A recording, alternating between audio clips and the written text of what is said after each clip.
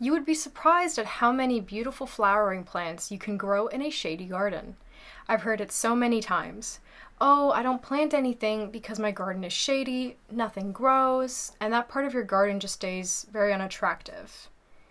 But you should know that it's very simple to make it beautiful. All these plants recommended here are hardy perennial and can be planted starting from climate zone 4 and up. First favorite flower that can be successfully grown in the shade are wild terrestrial orchids, yellow lady slipper.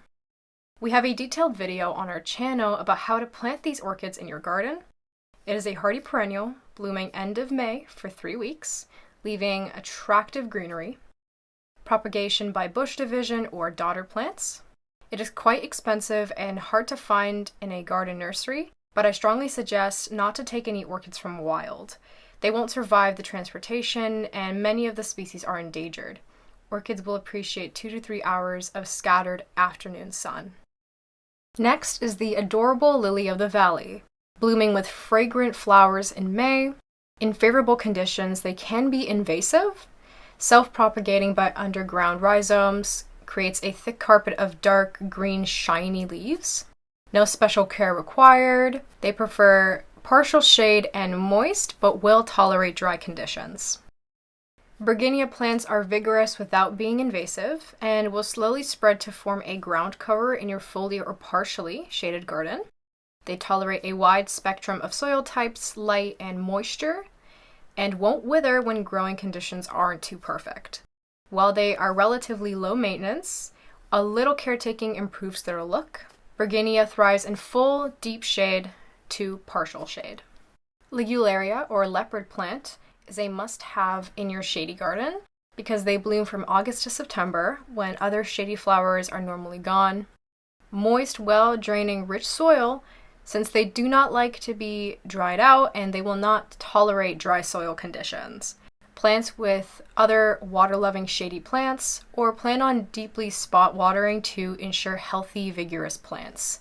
Queen Victoria Lobelia will grow to be about 20 inches tall at maturity with a spread of 18 inches when grown in masses or used as a bedding plant. This plant does best in partial shade. It is quite adaptable, preferring to grow on average to wet conditions, and will even tolerate some standing water. Tolerant of urban pollution, and parts of it are known to be toxic to human and animals, so care should be exercised. My favorite Solomon seal is absolutely carefree, and learning how to plant Solomon seals simply requires burying a few of the rhizomes in a shaded area. Solomon seal plants need plenty of room for them to spread when initially planting. These plants prefer moist, well-draining soil that is rich, but are drought tolerant and can take some sun without wilting. You can successfully grow in deep shaded gardens. The delicate foliage and the fluorescent color of the flowers make Jacob's Ladder a favorite for shady areas. This can be a slightly temperamental garden plant, reacting badly to soil that is too dry or too wet, or to a climate that is too hot or too humid. Jacob's Ladder usually starts blooming in mid-spring, sometimes continuing into early summer. Deadheading spent flowers may prompt a second bloom period in propagation by separating the basal rosettes and replanting. Dwarfs Delphinium is a short, bushy, mounded perennial with deeply lobed green leaves and large blue flower spikes all summer and fall. It is a great accent for the front of a woodland border or in a container. A great cut flower. It attracts hummingbirds. You need to remove old flowers to promote new blooms. It is toxic if eaten. It requires partial shade, just about 3 to 4 hours of scattered sun in the afternoon. Decadence hybrids are relatively low-maintenance plants and are best cleaned up in early spring before they resume active growth for this season. They are a good choice for attracting bees and butterflies into your yards and don't particularly attract deer, who tend to leave them alone in favor of tastier treats. It has no significant negative characteristics, and they require partial shade, about 3 to 4 hours of sun. Because most modern Pulmonaria varieties are hybrids, they are not generally started from seed. Instead, most propagation occurs from division. After a mature plant is done flowering, carefully dig it up while keeping the roots intact. Gently pull apart the clumps, separating the roots, then replant the clumps wherever you'd like. Pulmonaria needs about 4 hours of deep shade. Lenten rose Hellebore are another one of my most favorites. They bloom in late winter to early spring, sometimes while the ground is still covered with snow. Aside from the lovely and unusual flowers, the Hellebore plant is attractive, green foliage that is aesthetically pleasing in your landscape, and once established, the Hellebore care is minimal. This herbaceous or evergreen perennial is disliked by deer and other animal pests prone to munching on plants. All parts of the Hellebore plant are poisonous, so take care and make sure to keep children and pets away. Flowers last up to 3 months, and non-hybrid varieties like the black hellebores can be easily propagated by seeds. Hosta plants are a perennial favorite amongst gardeners. Their lush foliage and easy care make them ideal for a low-maintenance garden. A good rule of thumb for the placement and care of hostas is the lighter the foliage, the brighter the sun. The deeper, darker foliage retains its color best in moderate shade. The variegated varieties need more sunlight to keep their white and gold stripes. All hostas need some shade, and few, if any, will do well in strong, direct sunlight. They will fully mature in 48 years, and there are so many varieties that you can make your shady garden look like a piece of art if you plant them together. The Brunei Macrophylla plant goes by several common names, including the Serbian bugloss, the false forget-me-not, Brunei, large leaf Brunei, and heartleaf.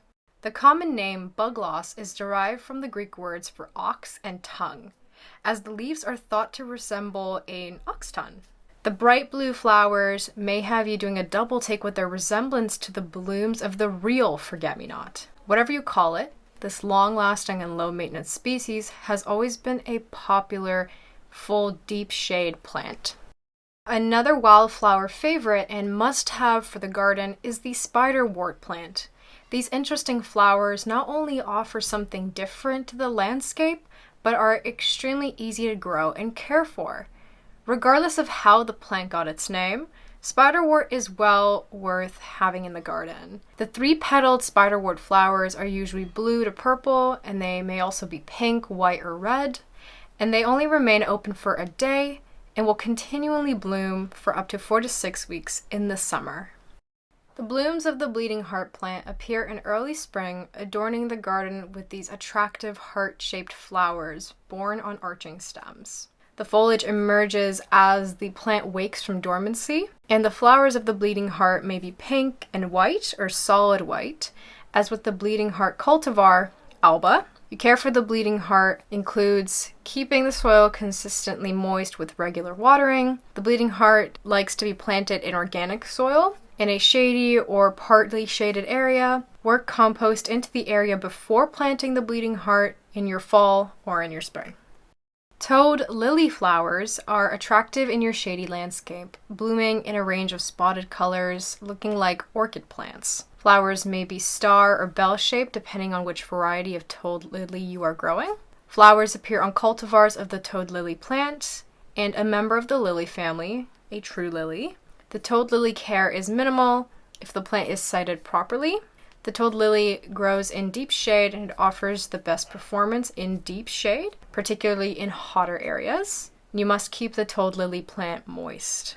Astilbe flowers need correct soil and moisture to flourish. They prefer rich, organic type soil. Organic material such as compost enriches your soil and it adds drainage. So if your shady areas have poor, lean, or rocky soil, make sure to work in some compost a few weeks before putting your plants into the ground. Place the astilbe plants into the soil, keeping the crown at the same level as the top of the soil. Astilbe plant maintenance is minimal, and the care for astilbe plants includes regular watering throughout its active growth, especially if you're planted in areas with more sun. Another interesting flowering plant is the Japanese anemone. The flowering period can last up to several weeks, and this plant may be available at your local greenhouse or nursery. It's easy to divide the mature plants or take root cuttings in early spring. Although it is possible to plant Japanese anemone seeds, germination is erratic and slow. These plants grow in nearly any well-drained soil, but they are happiest in rich, loose soil.